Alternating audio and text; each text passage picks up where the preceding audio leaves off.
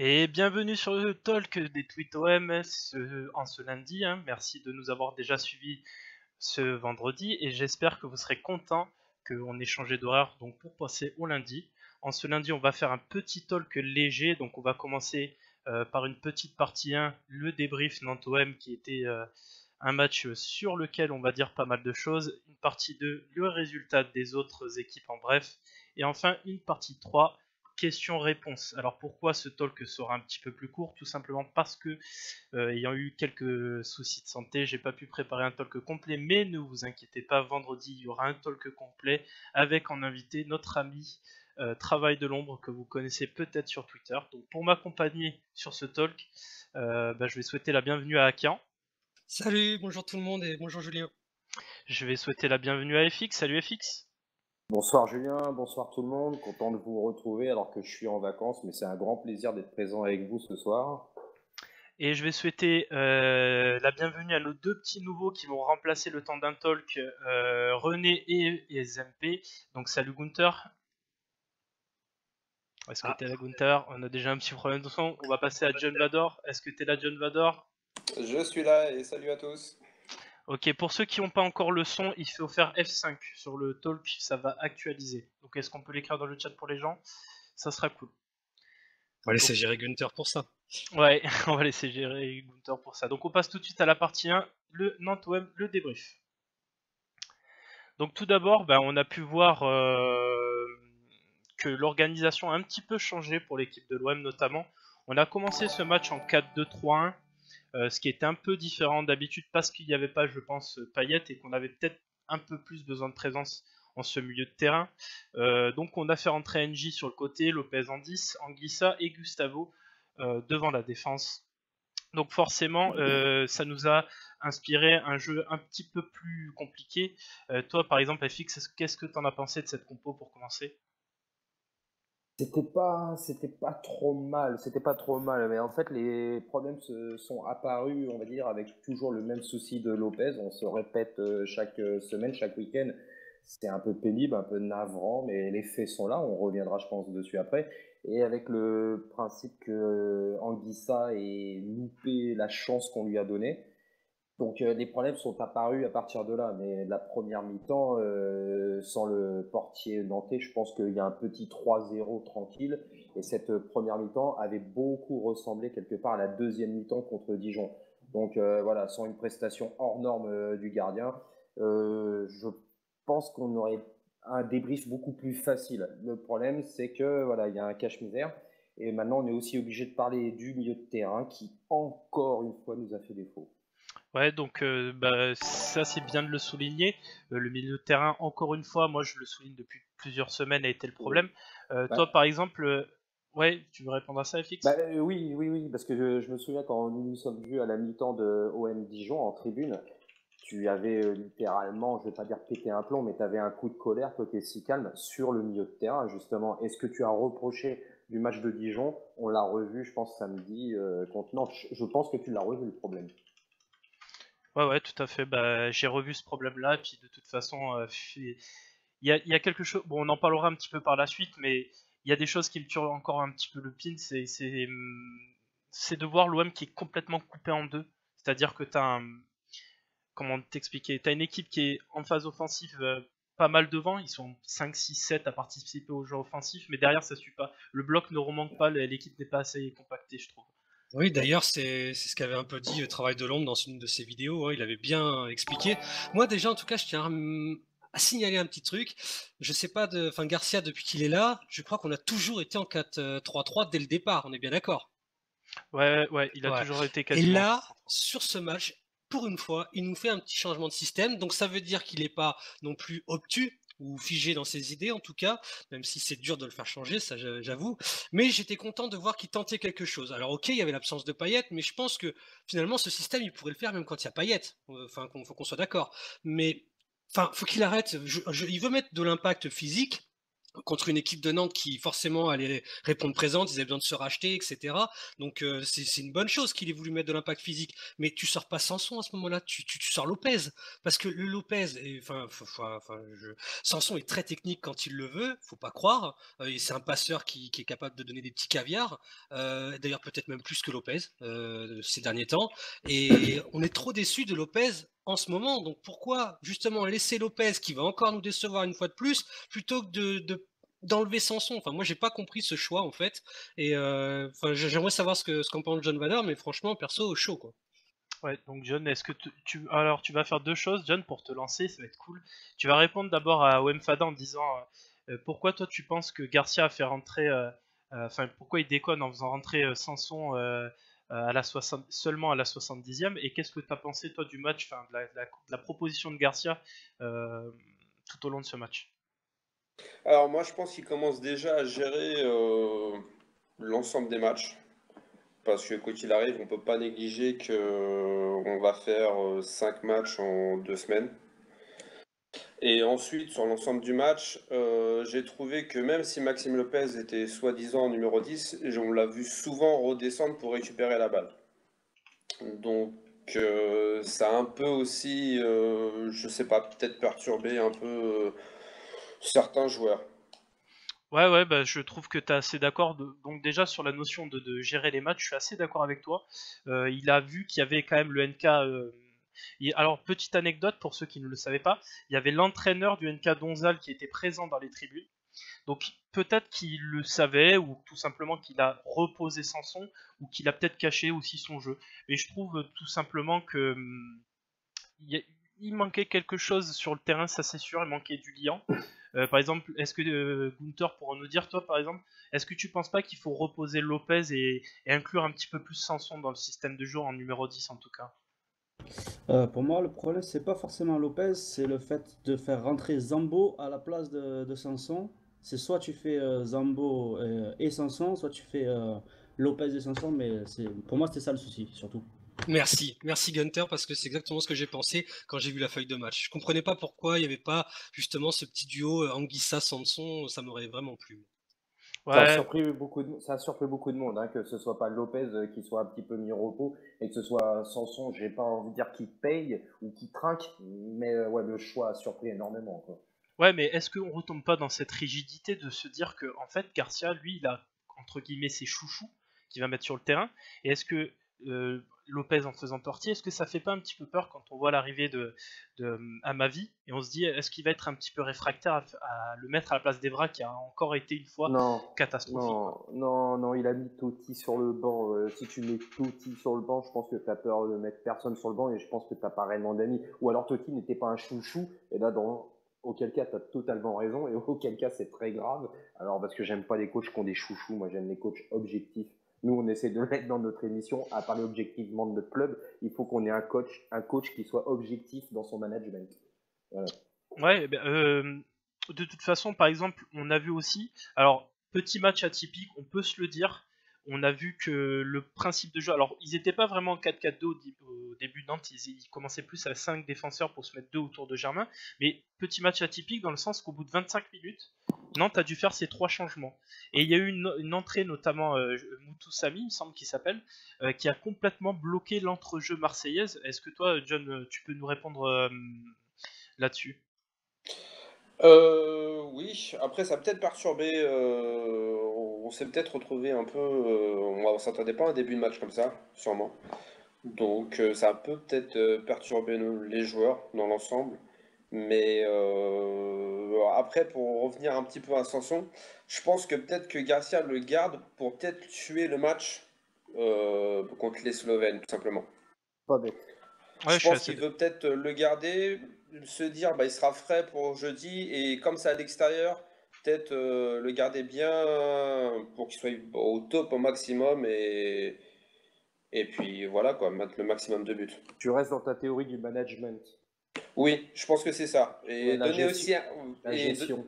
voilà, et donner un petit peu de temps de jeu à Zambo qui n'en avait pas peu eu ou pas du tout depuis le début de saison. Au-delà du choix des joueurs, bon, qui peut être discutable, ça c'est sûr, il y a une chose qui est certaine, c'est que nos joueurs ont voulu mettre de l'impact physique d'emblée, ils ont voulu donner du rythme au match, et le problème c'est qu'avec ces 3 blessures, ça a cassé le rythme. Et ça peut être gênant. Alors certains vont dire oui, Non. mais attendez, c'est des pros. Oui, ben voilà, je m'y attendais. C'est des pros. Mais tu sais que c'est pas la première fois que ça arrive et que c'est gênant en fait quand tu es en plein dans l'effort, que tu es en train de donner justement du rythme à ton effort, etc. Et que derrière, tu as des arrêts de jeu qui sont quand même pas de 30 secondes, c'est pas une touche hein, ou un corner, c'est vraiment des arrêts de jeu de 2-3 minutes. Et ça peut être gênant, je suis désolé. Gunther, t'as vu le match samedi, Gunther? J'ai vu le match, surtout la deuxième mi-temps samedi, mais j'ai refait là, cet après-midi, je me le suis refait justement. Ah bah c'est parfait, tu vas me répondre à une question. Hormis sur la relance de Zambo et la parade de Mandanda, Nantes en première mi-temps, on n'a pas vraiment sollicité Mandanda, non?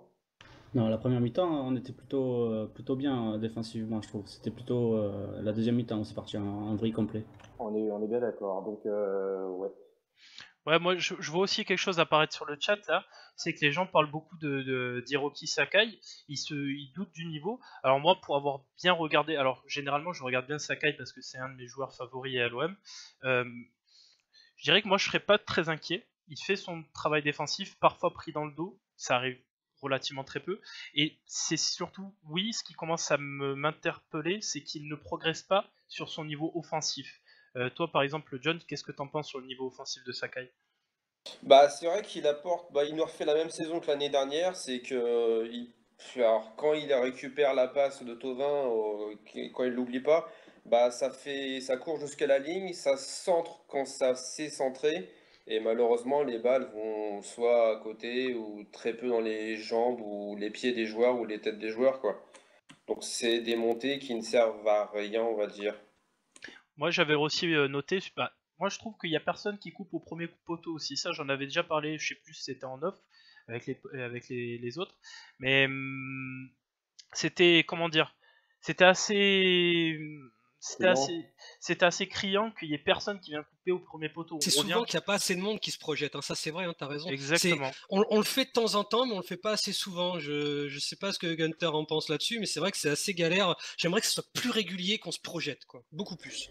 Bah, le truc, c'est que déjà à gauche, on se projette pas du tout parce qu'Evra il met 30 ans à avancer. Et à droite, Sakai en ce moment, là, ça fait deux matchs que je me re-regarde. Deux matchs vraiment, il faut le dire. Et il est catastrophique. C'est pas du tout le Sakai qu'on adore, le petit japonais Banzai.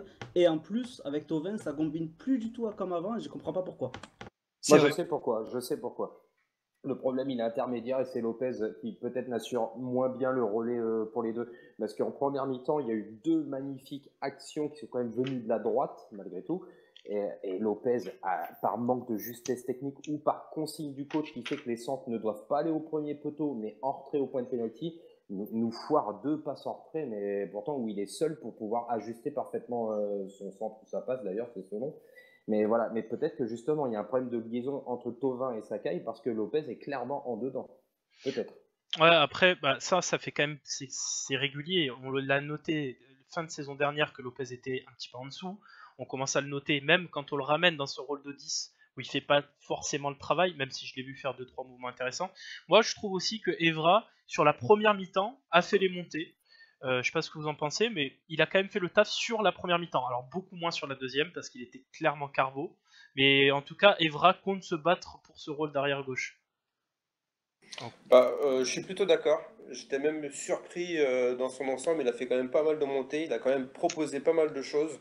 Alors, est-ce que c'est le fait d'avoir vraiment un joueur devant lui qui l'a fait monter plus souvent que d'habitude quand il y a personne devant, quand Payet des axes, tout simplement. Ah, on s'est posé cette question justement sur Payet il y a un talk ou deux en disant qu'il dézonnait trop et que c'était peut-être à cause de ça qu'Evra n'était pas assez performant et qu'on voulait pas mettre toute la faute sur Evra. Et effectivement, là, avec Kenji qui revenait un peu justement en défense pour venir aider, et ben justement, on a trouvé un Evra beaucoup mieux, même si ça n'a pas été parfait, on peut pas le nier, mais en tout cas, il s'est beaucoup plus projeté, il a tenté des choses et surtout, il a été volontaire vers l'avant. Et ça, c'était agréable. Alors, Un Payet, petit NJ. mot. Oui, vas-y. Non, non, c'est bon, c'était juste pour dire que avec Payet, c'est différent qu'avec NJ. Alors, est-ce que c'est vraiment la faute de Evra ou la faute de Payet? À savoir. En tout cas, juste un dernier mot sur Evra. Il n'a pas fait deux mauvais matchs, Dijon et Nantes. Par contre, il n'en a pas fait deux très bons non plus. Hein. Voilà, c'est tout. Ouais, juste je vais prendre une petite question sur le chat. C'est Ianfutoem, bon un peu dur, désolé pour les pseudos. Mais pensez-vous comme moi que Lopez c'est léger pour jouer une compétition comme l'Euro? J'ai l'impression qu'il supporte pas la pression du Vel. FX, qu'est-ce que t'en penses? Alors, répète-moi ta question, parce que quand tu me dis le mot Vel, alors que là j'ai la Beaujoire en tête, repose-moi ta question. Ouais, il dit pensez-vous comme moi que Lopez c'est léger pour jouer une compétition comme l'Euro? C'est une question difficile. Non, non, il faut voir les débuts de Lopez. Le mec, il commence seulement au mois de novembre. Et il a enchaîné quand même des statistiques assez affolantes pour son âge et pour un début de carrière. On parle bien de début de carrière et pour un môme, hein, pour un môme. Donc, il a l'âge d'une grosse majorité des twittos, mais il est même plus jeune. Donc, il a prouvé qu'il était pour le haut niveau contre Nice, qui était un match clé l'année dernière. Il a hissé son niveau de jeu, sort une passe décisive. Donc, non, il a le niveau. Le seul problème, c'est que je pense que la surexposition et un démarrage trop fort, justement, parce que son démarrage était très fort, peut-être que, voilà, justement, il a besoin peut-être un peu de se souffler, de se retrouver, et il a besoin d'un truc. Ça, c'est évident. Mais le niveau, c'est le niveau technique, il a le bagage technique. Mais il doit réapprendre certaines choses, notamment les duels, jouer un peu mieux à l'avant pour casser les lignes, peut-être une crise de confiance, mais il a le niveau. Je suis d'accord avec toi, ou alors il n'est pas utilisé comme il voudrait l'être. Peut-être qu'on le force à faire des choses qui ne sont pas dans sa nature. Donc ça le fait plutôt déjouer et si on lui demande d'aller au duel alors il n'est pas grand, il n'est pas physique, je pense que c'est peut-être pour ça qu'il déjoue tout simplement quoi. Est-ce que tu penses qu'il est titularisé un peu à tort? Est-ce que lui, au fond, finalement, là, il aurait peut-être un besoin de souffler, mais que Garcia veut absolument le mettre devant pour sa progression? Je pense que c'est vrai pour la progression et puis je pense que à mon avis on le verra peut-être pas jeudi. Mais dans l'ensemble, je pense qu'il a la qualité. Faut pas être bête pour voir qu'il a la qualité technique, etc. Ou peut-être qu'il se met peut-être trop la pression. Ouais, je suis assez d'accord. Moi, je pense qu'il se met un petit peu la pression. Euh, Toi, par exemple, Gunther, est-ce que tu penses pas qu'il faut vraiment mettre Lopez sur le banc, qu'on va chercher cette recrue au milieu parce qu'on n'est pas dupe, il nous faut cette profondeur au milieu qu'on n'a pas encore, euh, ou alors Sanson, soit Lopez. Moi, je pense quand même que Lopez. Franchement, j'ai vraiment l'impression que c'est un problème de tactique ou quoi, parce que avant Sanson, c'était parfait Lopez. On était tous fans, et du moment où il y a eu Sanson et que donc il a dû jouer un peu avec un profil pseudo-similaire à côté, ça allait plus. Je sais pas si c'est les consignes de Garcia ou quoi qui pas souci, mais pour moi, le problème, c'est pas tellement Lopez, c'est l'utilisation de Lopez en fait. Ouais, je suis assez d'accord. Et toi, Akian, qu'est-ce que t'en penses? Est-ce que tu penses que c'est plutôt l'utilisation de Lopez, comme dit Gunther? Non, je pense que c'est aussi Garcia qui fait pas forcément tout ce qu'il veut. Alors il y a Babou justement qui dit sauf que si on met Lopez sur le banc, on fait jouer qui? Zambo qui donne pas forcément satisfaction. Effectivement, avec les deux passes qui donnent à un moment donné dans l'axe et qui donnent une grosse occasion pour les Nantais, c'est sûr que ça donne pas satisfaction, mais il a pas fait que du mauvais Zambo. Maintenant, je pense qu'il a besoin aussi de monter en puissance. Concernant Lopez, je pense qu'il faudrait à un moment donné lui dire écoute, stop, déjà tu souffles, on va mettre Zambo et Sanson. Tu n'es pas un titulaire indiscutable, donc on va on va te faire souffler. Il ne faut pas oublier que c'est un minot, qu'il est très jeune, qu'il va falloir qu'il s'étoffe encore au niveau des épaules, qu'il va falloir qu'au niveau physique il aille dedans, parce qu'il a la rage des fois quand il y va, c'est pas le souci, il a la niaque. On dit qu'il se cache, mais c'est pas vraiment ça. Je le vois aller au pressing dès le début du match, il envoie du lourd, il veut faire bien, mais en voulant faire trop bien, et ben effectivement, il se met peut-être un peu trop de pression. Et je pense que c'est à Garcia de dire stop, on calme le jeu. Et ce que tu fais, c'est bien, mais on va discuter sur comment le faire encore mieux. Et voilà. Justement, tu as mis le doigt peut-être sur le problème. Peut-être que Garcia veut absolument assumer son choix. Regardez, c'est mon joyau, c'est moi qui l'ai mis au devant de la scène. Et je pense que Garcia lui rend peut-être pas service. Mais il va le cramer. Tu avais dit ça pour Deschamps et Thauvin, chose que je réfute totalement. Mais là, par contre, Garcia Lopez, ouais, je pense que Garcia ne rend pas du tout service à Lopez. Et il va en faire un désamour vis-à-vis du public. Voilà s'il persiste. s'il persiste à faire jouer Lopez alors qu'il fait des prestations plutôt moyennes, et ben il va le cramer, notamment comme tu dis au niveau des supporters, parce qu'on n'est pas ultra patient et que même un chouchou, ben, ça peut vite devenir un gros calvaire pour lui au Vélodrome ou même à l'extérieur d'ailleurs. Hein. Mais il est minot, faut pas le cramer justement. Ne pas le faire jouer tout le temps, ce n'est pas dire bon ben finalement c'est pas un bon joueur. Au contraire, il a encore un an sûr avec nous parce que bon on sait pas si on va s'en séparer. Mais bon, je sais pas. Moi j'attends de voir ce que va faire Garcia dans l'avenir, mais je suis curieux. Oui. Alors que juste, on va passer au top et au flop, mais juste avant, je souhaite un bonsoir à René qui nous a rejoint, qui a pas pu être au talk de ce soir, mais il sera là vendredi, vous rassurez-vous. Salut René. Salut René. Et René, Donc pour les tops et les flops, on a changé un petit peu la formule, on va pas décrire les tops et les flops de tout le monde. J'ai récolté, on va dire, les tops et les flops de tout le monde. On va juste en parler de façon un petit peu plus générale. Qu'est-ce que donc ce qui s'affiche à votre écran? Donc il y a une personne qu'on n'a pas parlé juste avant, et c'est pourtant celui qui s'est le mieux débrouillé, je trouve, de ce match-là, c'est Gustavo. Toi, Gunther, qu'est-ce que tu as pensé de la prestation de Gustavo dans le match? Gustavo, il est exceptionnel, je trouve, moi. Même s'il n'est pas exceptionnel en soi, mais par rapport aux autres, là, on est quand même on fait pas des merveilles quand même sur le terrain, et il est largement au-dessus des autres, quoi. Il fait des passes en profondeur qu'on voyait jamais avec Vainqueur. Il est toujours à la bataille, même si on n'a pas l'impression qu'il a la hargne qu'on attendait. À mon avis, il va monter en puissance, mais en attendant, pour moi, c'est toujours lui le meilleur dans l'équipe à tous les matchs. Ouais, je suis assez d'accord. Et par exemple, toi, John, est-ce que dans l'utilisation de Gustavo, tu l'as vu dans cette récupération en point de basse qui remonte cette volonté de toujours jouer vers l'avant, est-ce que toi, ça t'impressionne? Est-ce que on avait ça avant ou pas? Non, on n'avait pas forcément ça, mais va falloir faire quand même qu'il fasse attention à certains tacles qui en Ligue 1 ne vont vraiment pas passer et pourraient vite se faire expulser. Comme son carton, là ça fait quand même 2 matchs, 2 cartons jaunes. Je pense que il va falloir un peu qu'il soit un peu plus juste dans ses tacles. Mais après dans l'ensemble, il n'y a rien à dire, hein. La plupart de ses tacles sont bien, mais il y en a certains qui sont un peu durs et qui pourraient lui porter préjudice en Ligue 1. Et puis au niveau de ses passes, non, il n'y a rien à dire, hein. À part quelques loupés, mais on va dire que dans l'ensemble, bien sûr qu'il est au-dessus du lot, quoi. mes chers compères, on est sur Gustavo. Qu'est-ce que vous pensez à chaque fois de sa façon de terminer les matchs? Le dernier quart d'heure où clairement il montre sa différence de niveau avec pratiquement tout le reste de l'effectif. Vous l'avez remarqué Magnifique. ça? Ah oui, oui, oui. Ben, de toute façon, c'est simple. Les 20 dernières minutes, voire le dernier quart d'heure, il est largement au-dessus, quoi. Physiquement, on le sent, il a plus d'impact. Il est largement au-dessus de tout l'effectif marseillais, mais même de l'adversaire. Et ça, c'est un atout pour les matchs à venir. C'est vraiment un atout. Juste, je vais revenir sur ce que John a dit. Je suis pas forcément d'accord. Moi, j'ai l'impression que, comment dire, les, les arbitres ont une appréhension sur lui. On l'a vu quand même qu'il a pris un carton jaune sur sa première faute dans le premier match. C'est n'importe quoi, surtout sur une faute qui n'était pas folle comparée à ce qu'on peut voir dans les standards de Ligue 1 habituellement. Et hier soir encore, j'ai pas trouvé sa faute super folle. J'ai l'impression qu'il va falloir quand même voir de quelle façon est arbitré Gustavo à la même manière que de quelle façon sera arbitré notre cher Il ami paraît Neymar.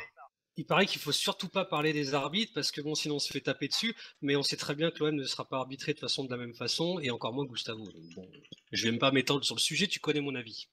C'est sûr. Mais juste, on va aussi parler dans les tops de Germain qui est quasiment maintenant depuis quelques matchs dans tous les tops. Est-ce qu'encore une fois, on le sous-estime vraiment? Parce que j'ai encore vu ses déplacements. Le but est amené, alors certains disent que le centre de Thauvin est magnifique, mais en fait, moi je trouve que c'est Germain qui le bonifie vraiment ce centre et qui pour une fois est venu le couper au premier poteau. Qu'est-ce C'est que t'en volontaire. penses, FX? Oui. C'est volontaire. Oui, c'est volontaire.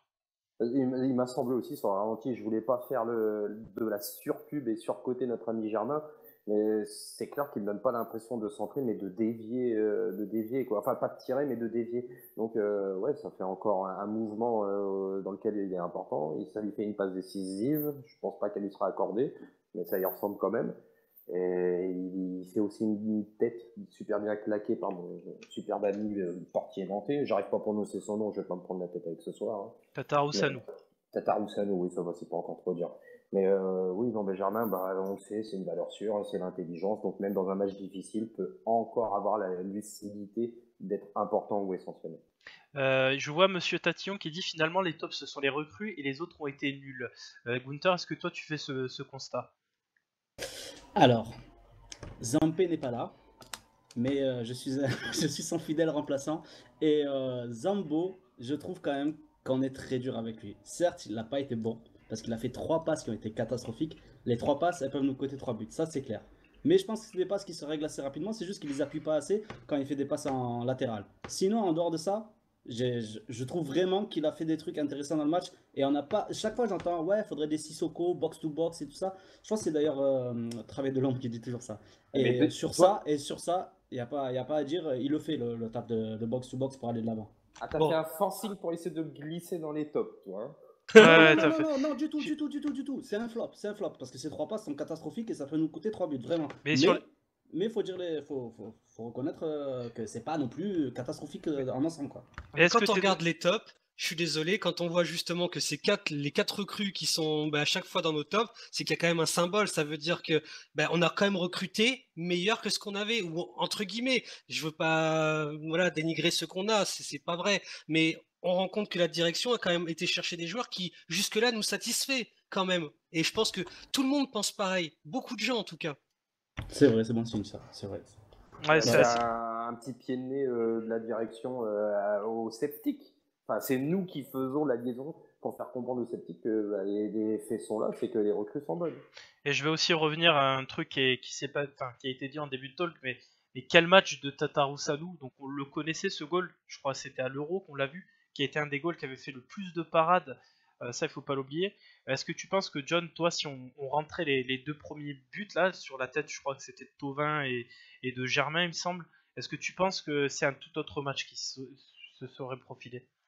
Bah complètement. On aurait, en plus de leurs blessures, on aurait pu finir sur un match avec pas mal de buts et on aurait pu largement les écraser, quoi, sans non plus négliger le niveau de Nantes, quoi. Parce qu'au début, on avait complètement la possession de balle. C'était stérile en face.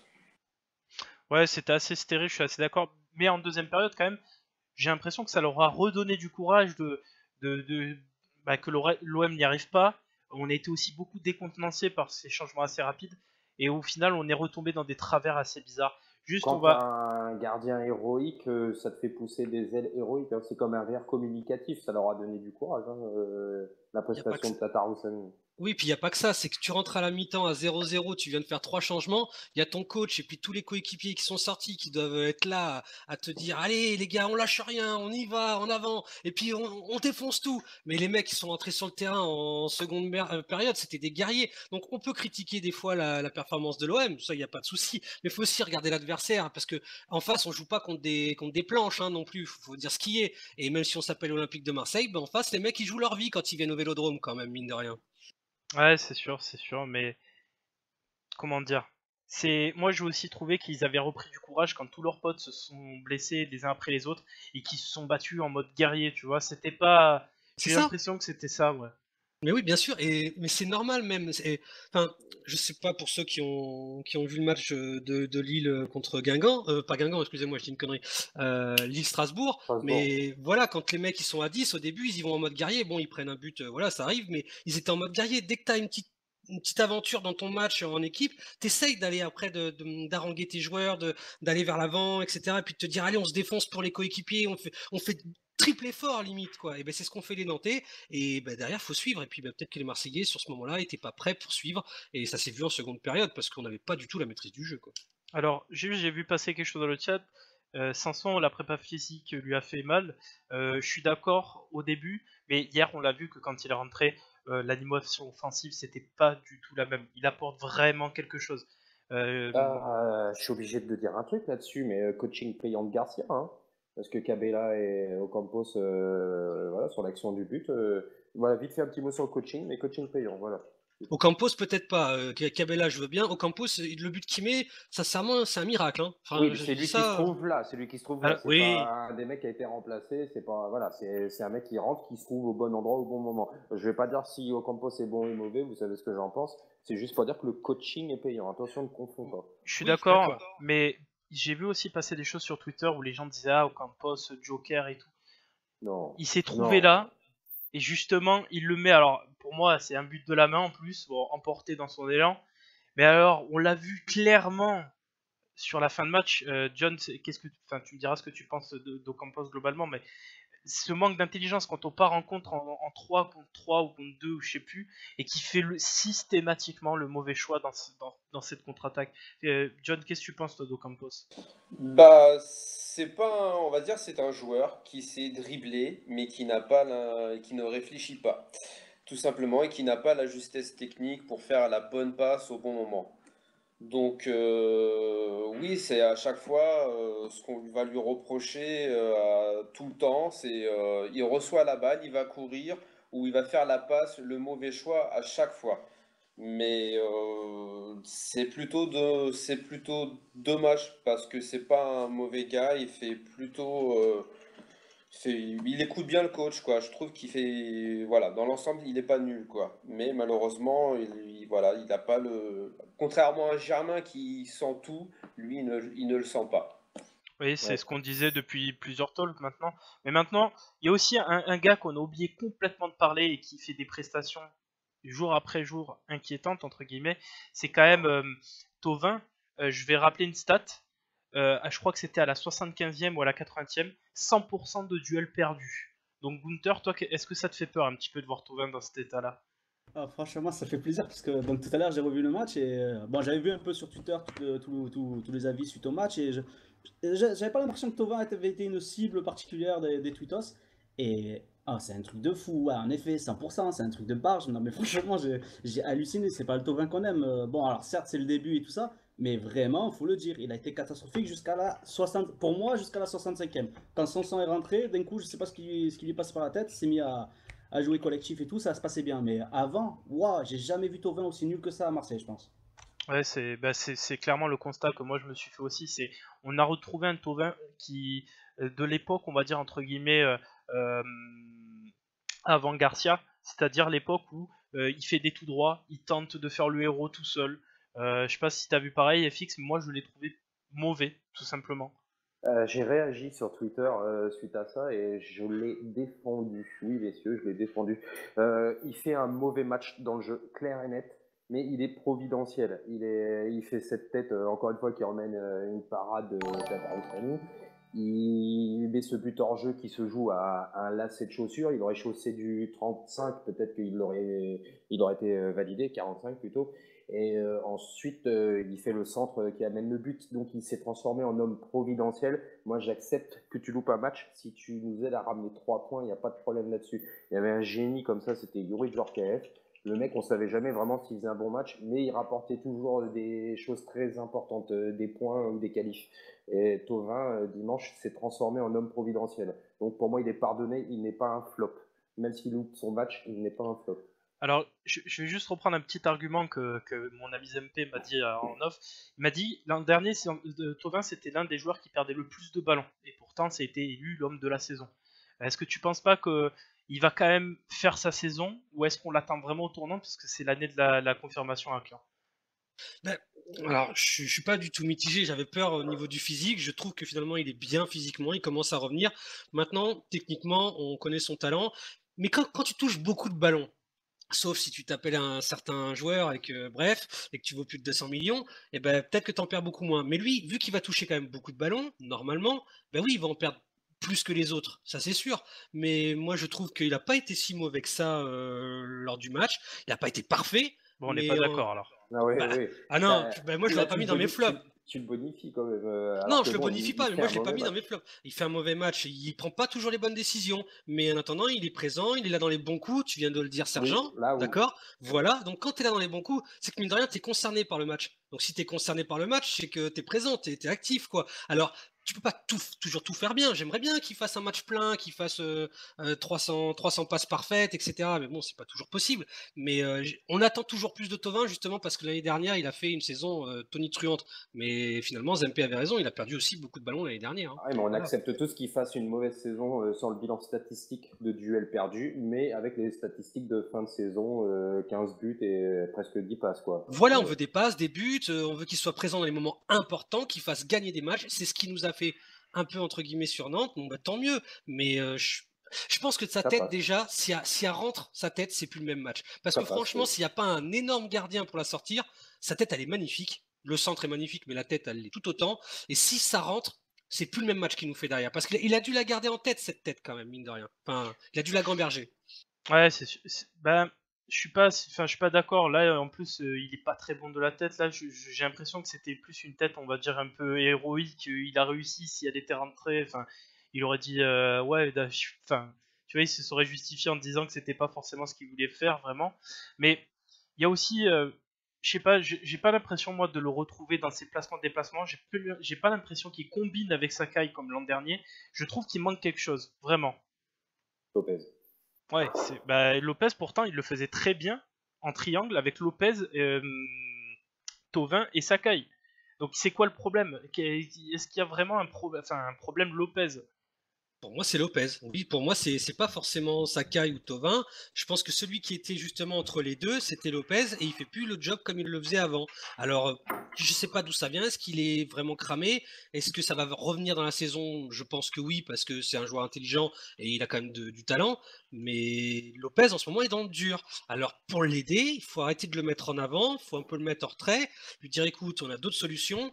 Voilà, enfin, j'attends de voir ce que les autres en pensent. Ouais, faudra voir sur le chat si vous avez des idées, n'hésitez pas à nous le dire, parce que si vous pensez vraiment que le problème c'est Lopez ou si Thauvin va nous faire, bah on laisse encore un peu de chance à Thauvin avant de Pour un trop le sondage. critiquer. J'ai Ilan Futom qui dit, qui a répété plusieurs fois, tu fais bien de dire ça, vous pensez que Thauvin peut pas jouer sans Sanson? Point d'interrogation. Donc voilà, moi je pense pas qu'il y ait un rapport Thauvin-Sanson, je pense vraiment que c'est un problème, ouais, soit Lopez, soit Zambo, mais pour moi Sanson il doit être titulaire, enfin titulaire, mais que ça n'a pas trop d'impact par rapport à Thauvin, quoi. Ouais, je suis d'accord. Dans le schéma, non, il n'y a pas de, y a pas Ouais, de dans le besoin. schéma, ça n'a rien à voir, ouais.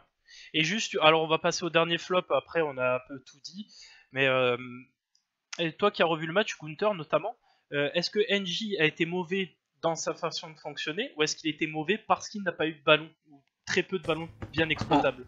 Alors voilà, c'est toute la question, et c'est là où il y a tous les débats. Pour moi, il n'a pas été bon et son exploitation a été très mauvaise. On a tenté des grands ballons en profondeur, mais des ballons qui venaient de la défense. Donc, si c'est ça le football, bon ben voilà, j'arrête de regarder. Et voilà quoi. Donc, pour moi, NJ c'était pas top, mais bon, il pouvait pas non plus faire des miracles vu son utilisation. Ouais, toi, John, est-ce que t'as le même constat que Gunther là-dessus? Parce que moi je suis assez d'accord avec Gunther pour le coup. Bah, je le mettrais ni top ni flop parce que on veut utiliser sa vitesse, donc obligatoirement faut le lancer de loin pour qu'il prenne tout le monde vitesse. Et il a été utilisé, il me semble qu'à un moment donné, il a eu une bonne occasion, il a fait une passe en retrait où la frappe du joueur, je ne sais plus si qui met la balle largement au-dessus. C'est Donc, Thauvin. bon bah voilà. Donc non, il n'a pas été flamboyant, et on peut lui donner des bons points parce qu'il a quand même fait un repli défensif à certains moments qui ont aidé Evra. Chose qui ne peut pas être fait quand Payet est devant ou tes accès. Voilà, Bonne remarque. voilà, c'est pour moi, même là dans la liste, je vois Evra en flop, je le mettrai pas non plus en flop, je le mettrai plutôt, on va dire, en intermédiaire, quoi. Ouais, bah, tu vois, sur ce que tu viens de dire, je vais juste lancer mes deux compères habituels, FX et Akian. Akian, est-ce que toi, tu penses... alors Evra, je l'ai trouvé plutôt bon en première mi-temps, donc il a su monter, ça n'a pas été trop débordé de son côté en première mi-temps, parce qu'il y avait NJ. Quand il n'y a plus NJ, on n'a plus vu Evra devant. Est-ce que tu trouves que NJ, au final, n'a pas été si mauvais, notamment sur le repli défensif? Je l'ai dit tout à l'heure, justement, par rapport à la comparaison NJ-Payet, et effectivement, comme NJ revenait en défense, ça pouvait peut-être libérer des choses pour Evra, et non, ça a été très bon, justement, et c'est là qu'NJ a été bon, et on peut que louer ce qu'a fait NJ sur ce match, hein. Moi, je suis vraiment... j'ai apprécié. Donc, il n'a pas marqué, le NJ, mais il a apporté quelque chose à Evra qui n'était pas anodin. Donc, moi, je pense que c'est positif. Ouais, et toi FX pour finir sur cette partie? Hormis la frappe de Zambo, T'entends de loin. excusez-moi. C'est bon? Ouais. Hormis la frappe de Zambo qui est venue du côté droit en tout début de match, je ne sais pas si elle a pesé sur le moral d'ailleurs, parce que j'ai vu passer ça sur le chat, mais toutes les actions sont venues de la gauche. Les bonnes actions sont venues de la gauche en première mi-temps. Donc à partir de ce moment-là, je me suis pas trop attardé à savoir s'il y avait un problème à gauche, parce que pour moi, forcément, c'est que c'était plus que correct. Si le danger s'est trouvé de ce côté-là. Donc NG, j'ai pas pu revoir le match, mais je pense pas qu'il y soit anodin là-dedans. Ouais, c'est sûr. Bon, on va passer à la dernière partie de ce talk, donc qui a été, je vous rappelle, allégé. Tout simplement, les questions et les réponses, comme ça on pourra directement interagir avec le chat. Et on pourra se poser aussi des questions. Alors on aura peut-être une petite info mercato, pas sûr. On va passer donc à la dernière partie. Ah non, je dis des bêtises. On passe à la partie, excusez-moi, où qu'est-ce qui a été fait dans les autres matchs. Ouais, j'ai tout sauté, hein. J'ai complètement sauté une partie. Je suis désolé. C'est pas grave. Donc, tout simplement, on peut voir aussi que quasiment toutes les grosses machines, mis à part Nice, qu'on mettait encore trop sur le devant, ont bien tourné ce week-end. Qu'est-ce que vous avez pensé, si vous avez regardé quelques-uns des matchs? Oui. Qu'est-ce que vous en avez pensé, FX? J'ai envie de parler du FC Lyon parce que Mariano Diaz, mine de rien, m'a fait vraiment une bonne prestation. Il a une belle grinta, une belle vista. Ça me rappelle celle de Rami d'ailleurs. On n'en a pas parlé. Je voulais juste te dire un dernier mot sur Rami. Très très bon début de saison et pour l'instant il me fait un peu ravaler ma langue et je l'en félicite. Mais donc voilà, Lyon collectivement, mine de rien, je suis surpris, ça prend vite et bien. Et voilà, et Mariano Diaz, à mon avis, va être à suivre parce qu'il a l'air d'être assez complet, ce petit bonhomme-là. Donc voilà, ça m'a beaucoup plu. Ensuite, le PSG, j'en parlerai pas. J'ai boycotté le match, hein, comme je fais depuis QFC. Je m'en bats les steaks, moi, du PSG. Oui. J'ai vu un agréable Strasbourg-Lille avec des circonstances de match qui fait que c'est très dur d'avoir une opinion des deux équipes. Les circonstances étaient trop fortes. Un Saint-Etienne qui, mine de rien, confirme tranquillement. Un Monaco qui valide la méthode Jardim, le côté on peut se relancer sur une nouvelle génération sans problème. Donc voilà, les grosses écuries, comme tu dis, qui répondent déjà présents. Ça va être un gros championnat. Donc au vu des matchs, enfin des résultats en tout cas, est-ce que par exemple John, tu peux te mouiller en disant un petit peu sur quelle équipe on va lutter pour ses places en Ligue des Champions, tu penses? Bah, les plus grosses, hein. On va pas se cacher. Je pense que je dis pas que le PSG sera premier, parce que je pense que Monaco a encore une carte à jouer.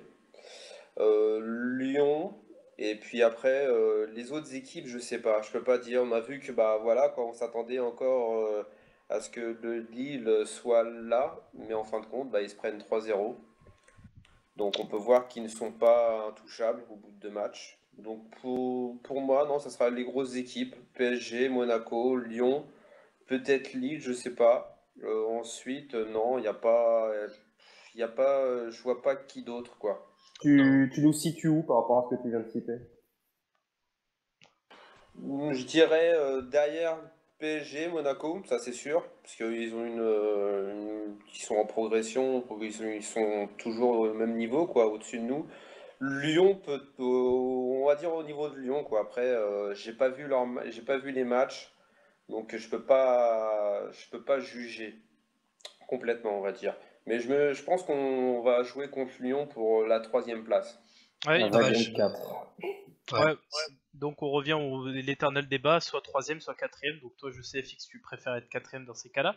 Et toi, Akin, est-ce que tu penses pas que Lyon, quand même, ils ont rencontré des adversaires qui se sont pas forcément renforcés comme Rennes et Strasbourg. Donc moi je pense que c'est un peu tôt pour juger Lyon. Toi, tu penses Bon, qu'on se situe où? je vais te faire un gros hors-sujet. Lyon, pour moi, ça sera, voilà, on va se battre avec Lyon pour la 3e place, pour moi, c'est sûr.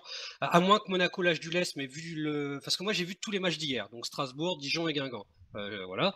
Donc déjà, j'ai vu à peu près le niveau, et c'était la première fois que je regardais Lille jouer. J'ai rien trouvé d'intéressant. Il y en a qui ont aimé, bah, tant mieux. Moi, perso, alors ok, ils ont des circonstances atténuantes, mais il n'y avait rien. Il n'y avait pas de caractère, pas trop. J'ai trouvé les Strasbourgeois bien plus caractériels que les Lillois. Dijon contre Monaco, bon ben voilà, on a vu Monaco qui, dès qu'il y a de la réussite, ben, ça met des buts à la filée et ça enchaîne. Donc Monaco va être dangereux, donc devant nous, je pense, parce qu'ils ont, je sais pas, ils ont ce style de jeu que nous on n'a pas. Et d'ailleurs, j'ai posté un sondage récemment sur notre compte officiel en demandant qu'est-ce qui vous a le plus déçu de notre rencontre Nantes-OM. Et ben c'était notre style de jeu. Pour les gens, la majeure partie, c'est soit le milieu offensif, soit notre style de jeu qui déçoit. Donc on n'a pas de style. Monaco, ils ont un style. Guingamp PSG, oui.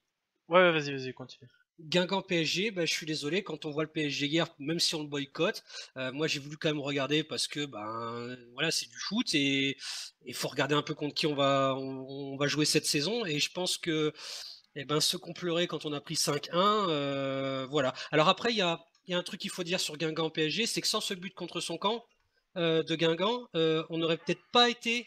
Enfin, le match n'aurait peut-être pas été le même. C'est-à-dire que Guingamp aurait peut-être même pu tenir ce 0-0 au courage. Mais dès qu'ils ont pris ce but contre son camp, enfin contre leur camp, et ben là, ça a vraiment été la folie des grandeurs. Et après, ils ont voulu se projeter pour égaliser. Oui, voilà, parce qu'ils ont voulu se projeter pour essayer d'égaliser. Et au final, c'est ce qu'il fallait surtout pas faire. Il fallait rester à 1-0 et ils auraient jamais dû essayer d'égaliser. Ils pouvaient pas. Ouais, Donc, mais c'est dommage. Ouais, je suis d'accord. J'ai vu passer, je crois que c'est Fada de l'OM qui a dit on a joué des gains nous aussi, mais est-ce que c'est aussi ce genre de match qu'on perdait l'an dernier, ce genre de match piège, ce genre de match où il y avait personne, pas vraiment on n'aurait d'opposition. on n'aurait pas gagné à Nantes. Je pense que John Vador il va me donner son avis là-dessus, mais l'année dernière on ne gagnait pas. Ah bah clairement, là on serait resté à 0-0, voire on serait pris un contre merdique, et puis on serait pris un but, et puis on serait rentré à la maison, la queue entre les jambes, et puis c'était fini quoi. Ouais, Moi, je voulais dire juste par rapport à. Moi, je me rappelle plus. Oh là là. Désolé, putain, je me rappelle plus. Ça Un arrive, moment. ça arrive. vas-y, dis-nous ce que tu voulais dire, on verra après. Non, mais je me rappelle plus. Là, on parlait de. Des Ah autres ouais, voilà, matchs ça y est, de c'est Ligue 1. revenu, c'est revenu. Parfait. Désolé, les gars. Ouais, c'est par rapport à Nantes. On dit on a joué des gains, mais c'est le Nantes de Ranieri. Normalement, je pense qu'ils vont faire chier plus d'une équipe dans la saison. C'est juste parce que c'est le début de saison, mais on n'a pas joué des gains pour moi. C'est ça, sachant que Nantes compte recruter 3-4 joueurs, ça a été confirmé par le président de Nantes en direct hier, samedi pendant le match. Donc ça reste du Nantes de Ranieri, on peut s'attendre à quelque chose, je suis assez d'accord là-dessus. Mais il n'empêche que ce genre de match, on l'aurait largement perdu l'an dernier ou même l'an d'avant. Enfin, c'est clairement le constat qu'on peut en faire. Donc j'ai passé sur le... On l'a perdu l'année dernière. Et on l'a perdu. Et on l'a perdu. Mais je suis passé sur le classement, donc est-ce qu'on va se mouiller en disant qui vous voyez dès maintenant là? Est-ce qu'on peut dire qu'on voit déjà des gens qui vont être relégables, des équipes assez faibles dans l'ensemble? Qu'est-ce que vous en pensez? Qui c'est qui prend la parole? Vas-y, Dijon, ouais. Bah Comme voilà, tu veux. Pour moi, Dijon, c'est sûr, et de ce que j'ai vu déjà contre Monaco, pour moi, contre Marseille, ils ont joué le match de leur vie, limite, quoi. Ils sont arrivés au Vélodrome, ils se sont dit, allez, on y va à fond, on lâche tout, et ils ont fait le match de leur vie. Mais contre Monaco, il y a eu de la réussite en plus. Alors, est-ce que c'est Monaco qui est meilleur, ou est-ce que c'est Dijon qui est plus faible? Je sais pas, mais pour moi, c'est trop faible. Il y a trop de carences. Il y a Amiens aussi qui montre des signes un peu inquiétants parce que bon, tu peux pas les gagner au Parc des Princes avec une prestation encore correcte, mais derrière tu as Angers qui est pas non plus un ogre pour essayer de lancer ton championnat, montrer que tu vas te battre pour le maintien. Tu t'écroules avec un lamentable 2-0, je crois. Hein. Oui, ils ont pas réglé le score. Attention, avec un parce que Angers c'était quand même sur les 2-3 dernières saisons dans le haut du tableau, je crois. Hein, donc, je suis pas inquiet pour Angers, là, pas d'accord du tout. Autant pour. Moi, je serais plus sur Metz quand. Non, t'as dit Angers. Ah ouais, je sais pas, t'as pas dit je parlais d'Angers. d'Amiens qui s'est vautré contre Angers. Ouais, c'est ça, il parlait de... D'accord, ok, j'avais pas compris ça comme ça. Et vous, John, est-ce que tu vois une équipe déjà, du point de vue des prestations, des scores, est-ce que tu vois quelqu'un qui est vraiment vers le bas là? Bah Dijon, oui, y a pas photo. Hein. Après, les autres équipes, tout dépendra. Faut voir après au on peut dire qu'on peut attendre au moins fin août, fin septembre pour tirer des conclusions. Nice, ça peut être inquiétant si ils se font sortir de la Ligue des Champions et que s'ils perdent un joueur ou deux. Ouais, Ils ont le Série notamment. syndrome, ils ont le syndrome des équipes, des petites équipes ou moyennes équipes françaises qui ont réussi à atteindre le tour préliminaire. Et en général, ça avait payé cher à Auxerre, ça. Ils avaient fait une descente directe en fin de saison. Et c'est vrai qu'il y a ce syndrome des équipes pas prêtes pour ça, qui ne savent pas comment faire son effectif pour entamer le championnat, à cause de cette fameuse troisième place que je déteste. Et voilà, il y a un gros problème majeur quand tu peux pas faire une vraie intersaison. Ok, je pense qu'on a tout dit là-dessus jusqu'à John présent. Vador nous a pas donné son ressenti pour les éventuels relégables. Non, c'est Gunther. C'est Gunther qui les a pas donnés. Ouais, vas-y Gunther. Bon, Ouais, non, mais moi j'aime pas trop faire des prédictions comme ça en tout début de saison. Pour moi, ça veut rien dire. Dijon, je les ai pas trouvés nuls contre nous. Au contraire, ils ont très bien su contrer la tactique de Garcia en première mi-temps avant qu'il change. Monaco, j'ai pas vu le match, donc je vais pas parler. Mais pour moi, c'est comme Nantes, voilà. Ranieri, il faut qu'il mette en place son équipe. Pour moi, j'aime pas trop donner mon avis sur des trucs comme ça. Juste pour finir là-dessus, j'ai vu qu'on était passé qu'à 20 équipes. Est-ce que ça aussi, c'est pas une donnée qu'on doit prendre en compte quand je vois, enfin, au final, le fait qu'on soit que 20, le milieu de tableau va se resserrer, quoi. Il y a quand même des équipes en milieu de tableau qui peuvent nous poser problème. Moi, je pense à Montpellier, je pense à Toulouse, qui sont des équipes toujours dures à jouer, même les Girondins qui sont pas loin derrière. Est-ce que vous pensez pas que cette formule à 20 équipes, ça peut être un souci? FX par exemple. Je sais pas, moi là, j'ai connu la Formule 18 où Marseille a fini 2 fois 15e et j'ai eu la gigite jusqu'au bout avec les poils de fesses qui se dressent. Là, dans ce cas-là, je suis égoïste. Je pense qu'à mon club et avec 20 clubs, il y en aura toujours 3 plus nuls que l'OM. C'est tout ce que je dis. Là, vraiment, je me mouille pas. Là, je pense qu'à ma gueule, je prêche pas paroisse, c'est l'OM. Et avec 20 équipes, l'OM sera toujours en D1, voilà, en Ligue 1, c'est tout. Ok, bon, je pense que là, pour le coup, on a tout dit. On va passer aux questions-réponses parce que là, l'heure avance et on avait prévu de faire un petit talk. Tout simplement. Tu me connais. Ouais, quand on parle de l'OM, c'est difficile de s'arrêter. Mais là, on va vous laisser la parole. Vous connaissez la formule. C'est vos questions, c'est nos réponses. Donc, on va attendre vos questions. En attendant, on va parler un petit peu entre nous. Juste pour vous annoncer, donc. Zempe disait au dernier talk que Milik ça serait complètement enterré. On voit que la rumeur prend de l'importance. Qu'est-ce que vous pensez, vous, Milik? Est-ce que c'est la bonne pioche pour l'OM si on arrive à le faire? Akian, toi, qu'est-ce que t'en penses? Milik. Ouais, Milik. Excuse-moi, parce que j'étais en train de lire le chat en même temps, donc du coup j'ai écouté d'une oreille. Ouais, bref. Écoute, non, j'espère pas. Voilà, si on se souvient du talk précédent, de ce qu'avait dit, je crois que c'est Zampé. Non, normalement, Milik c'est mort. Alors, soit la rumeur est persistante. Maintenant, s'il vient, je sais pas, c'est pas un joueur que je suis, donc je peux même pas te dire, écoute, je serais super ravi ou pas du tout. Mais j'ai envie de faire confiance à Zampé. Et s'il dit que c'est pas possible, c'est que c'est pas possible. Après, on a tous le droit de se tromper. Et si Milik vient, il vient. Mais qu'est-ce que ça vaut? Parce que vous le connaissez peut-être mieux que moi. Ah oui, ça vaut beaucoup, hein. Ça vaut beaucoup, Ça hein. vaut beaucoup, en effet. Si tu aimes le style Giroud, tu peux multiplier, je pense, les qualités de Giroud, hein, parce que là, Milik, réellement, il a un pouvoir athlétique monumental, une bonne patte gauche. Il m'a un peu déçu à l'Euro malgré tout, mais une présence, quoi qu'il arrive, indéniable. Ça canalise vraiment une défense centrale. Et c'est un profil athlétique dont moi j'ai vraiment envie. Quand on a un joueur intelligent d'espace comme Germain, alors moi j'aime bien avoir une pointe fixe aussi. On en a déjà parlé sur le rôle d'un attaquant athlétique. Et là, Milik, pour le coup, c'est un peu plus que ce qu'on pouvait espérer avoir dans la deuxième partie de Mercato, quand on a compris qu'on ne pourrait pas avoir de gros noms et qu'on est revenu à une certaine réalité. Là, Milik, tu replonges un peu dans des rêves quand même, un peu. Ok, je te fais confiance. Je vais juste prendre. Alors, c'est une question à la fois de Ilan Futoem et de Monsieur Tatillon. Du coup, je repose ma question. Vous pensez qu'Amavi va prendre la place d'Evra au bout de combien de matchs? Donc, John, est-ce que toi, tu as un avis là-dessus? Je pense pas qu'il va la prendre la place. Je pense que les deux vont jouer chacun leur tour, où Amavi jouera aussi à droite. Donc dans l'ensemble, non, il y aura pas. Je pense pas qu'il va. Garcia fait confiance à Evra pour le reste de cette saison et on verra encore Evra à gauche. Et puis Les blessures décideront aussi peut-être à la place du coach. voilà, exactement. Mais sinon, je serais pas étonné qu'on voie aussi Amavi sur la droite parce qu'il y a un journaliste qui avait posé la question que est-ce que c'était sujet à la discussion qu'il avait eue avec Garcia au téléphone et il a dit qu'il ne répondrait pas avec un grand sourire. Moi, depuis le début, j'ai dit que Evra ne pourrait pas faire tous les matchs parce qu'il va se blesser plus d'une fois dans la saison, donc c'est réglé. Ouais, ouais, moi, je suis un peu perplexe. Moi, je pense, comme je disais, que comment dire, Garcia, il est un petit peu réfractaire et il va bloquer sur Evra. Et j'espère que Amavi fera le peu d'entrées au début qu'il va faire. J'espère qu'il les fera bien. Ou alors, si tout simplement il va le faire rentrer, il va exploser direct et ça sera cool. Juste, je reprends une question de Ilan Futoam. Selon vous, l'OM va recruter un défenseur central car Rolando c'est beaucoup trop juste. Donc je vais commencer à répondre à cette question parce que dans l'équipe, Garcia était très content de Rolando. Il n'a pas fait un dernier mauvais match et le truc c'est qu'il a dit qu'il n'y aurait pas de recrue sans un départ. Dans ce poste-là en tout cas, parce qu'on a beaucoup de personnes sous contrat.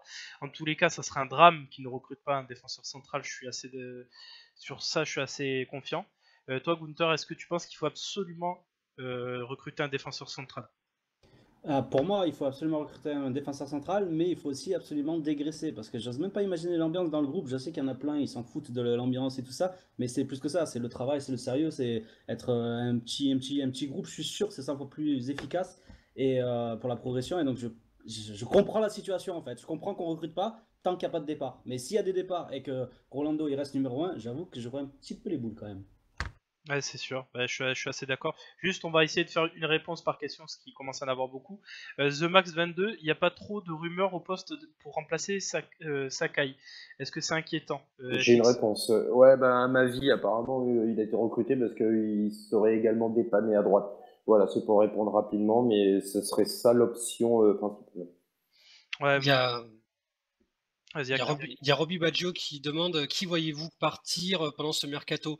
Bah déjà, Cabella, je pense que c'est en bonne voie. En tout cas, quand le coach commence à l'annoncer, c'est que voilà, ça prend forme. Après, j'aimerais bien que Sarr aussi aille trouver du temps de jeu ailleurs. Ça serait une bonne chose pour lui. Bedimo On a, aussi. on a beau dire ce Les, qu'il les faut, miettes, les miettes. mais voilà. Ouais, non, Bedimo, ça serait bien, mais bon, parce que ça va être compliqué de lui trouver un contrat à lui. Mais bon, au moins Sarr et Cabella. Parce Mais que j'aime Sarr, la mentalité des deux joueurs et j'aimerais qu'ils trouvent du temps de jeu pour eux aussi, quoi. ouais, mais Sarr, il avait pas refusé justement de bouger, genre à Strasbourg, un truc comme ça? Oui. Si, mais je pense qu'il va y réfléchir quand il aura vu la prestation Strasbourg contre Lille, je pense. Ouais, en plus, comme il est même pas dans le groupe pour suppléer Sakai, j'imagine que Et, il va finir par accepter, quoi. et toi, John, t'aimerais voir bien partir qui en tout cas, sachant que Bedimo c'est sur le départ, donc Cabella. Cabella, ça serait bien qu'il parte à Bordeaux pour Malcolm, selon moi. Et toi, t'aimerais bien voir partir qui d'autre? Des défenseurs centraux pour avoir un autre défenseur central. Tout simplement parce Notamment que lequel? Ubokan, parce que pour moi c'est une catastrophe ce joueur. Je suis désolé, mais je l'aime pas. Oui, oui, ça peut arriver. Voilà, c'est vraiment une catastrophe. Comme Rolando, non, je pense que c'est pas de sa faute, mais il est pas, on va pas dire qu'il est nul, mais il est pas mauvais. Et puis je suis comme Sampé, défenseur de Doria pour qu'il reste. Mais après, sinon, qui pourrait partir? Bah, Cabella, ouais, y a pas... Quand Garcia commence à dire, bah, c'est que faut mieux partir. Ouais. Ouais, moi, je suis Euh, un peu moins Ouais, sérieux pour Ubokan parce que je trouve quand même que c'est un mec de devoir et il en faut aussi à l'OM. Mais c'est sûr qu'il faut dégraisser et malheureusement, il y a pas 36 Non, solutions. mais fallait faire des devoirs. À l'école, j'ai rendu aussi des mauvaises notes, hein, donc Ouais, voilà. mais attention à Ubokan parce que pour l'instant on n'a pas vraiment de vraie doublure à droite et Ubokan peut jouer à droite à la place de Sakai. Alors il l'a fait à Bordeaux d'ailleurs l'année dernière. D'ailleurs il était en face de moi donc j'ai pu le voir. Il est très défensif, très rustre sur le client offensif adverse, mais alors c'est pas folichon mais ça peut dépanner et je pense pas que Garcia s'en sépare justement à cause de ça pour le moment. Putain, les mecs, Ouais. Cédric vient de me rappeler que Fanny était toujours dans l'effectif, en Oui, fait. mais Oui mais Fanny va rester. Fanny va rester parce qu'il y a une clause automatique d'un an qui a été activée et il ne partira pas ailleurs parce qu'il se sent très bien l'OM et qu'il ira pas voir ailleurs pour Qui sa mettent part l'ambiance dans d'année. le vestiaire en faisant le DJ, et puis Mais ce il est sera même parfait plus pour en la équipe cohésion. première. Il est même plus en équipe première. Il va jouer avec la CFA Toulon. Donc Parfait. on va dire, en plus son salaire n'est pas énorme pour le coup. Donc c'est déjà une question, on va dire, entérinée. Fanny, il faut même plus le compter dans l'effectif. C'est même pas un gros salaire qui dérangerait. Ok. Par contre, Bedimo, oui, c'est 160K par mois. Et ça serait bien qu'il parte, ça, c'est sûr. Pour répondre aux diverses questions qui ont été posées, donc Fanny c'est fait. Et Camara, pour ceux qui se posaient la question, n'est pas prévu cette année en tout cas pour jouer défenseur central. On l'a vu qu'il a été testé systématiquement en 6. Je pense que Garcia a senti quelques bonnes choses en lui en 6. Donc je sais pas ce que Même vous en en réserve, pensez. hein. Même en réserve, il joue en 6 apparemment, de ce que j'aurais compris. C'est ce qu'a dit C'est Garcia. c'est ça qui est intéressant, c'est de savoir que là, il est certes tout le temps en réserve, mais en milieu défensif. Donc, vu que c'est un nouveau poste pour lui, moi, ça me rassure perso que d'abord il bosse bien ce poste en réserve avant de venir en. Je Mais confirme aussi. pour moi, dès qu'il va être suspendu, Gustavo, vous allez voir Camara débarquer en équipe première direct. Il a dit en fait, Garcia, lors de sa conf, il faut s'attendre à ceux qui jouent même, qui sont pas encore dans l'effectif, qui viennent avec nos déplacements, à pouvoir venir et pas forcément en tant que remplaçant. Donc ça veut dire, si Gustavo est suspendu, avec Camara en 6, tu joues. Voilà. John, c'est sûr. tu penses que ça sera l'option numéro 1 de Garcia, ça Ah oui, bah oui, et puis il a intérêt parce que s'il me fout Certic, je vais râler, hein, je te le dis direct. Je posais la Ouais. question à John. Hein. Ouais, Ah, non, excuse. j'ai encore des doutes. Sur des matchs compliqués, je pense qu'on verra Serkic. Sur des matchs plus simples, on verra Camara. Parce que oui, Ouais, je suis assez d'accord. j'ai aussi entendu qu'il jouait en réserve en 6. Donc voilà, tout dépendra de la physionomie du match pour ça. Ouais, je suis assez d'accord avec ce que tu viens de dire, John. Pour moi, Sertic, il a été recruté, et c'est pas seulement un bricolage d'hiver, même si ça a été le cas. Mais le truc, c'est que je le vois bien rentrer sur des matchs moins compliqués, peut-être même sur des Coupes de France, pourquoi pas. Sur des... Là, dans la double confrontation contre les Slovènes, au moins dans le groupe. Je pense pas.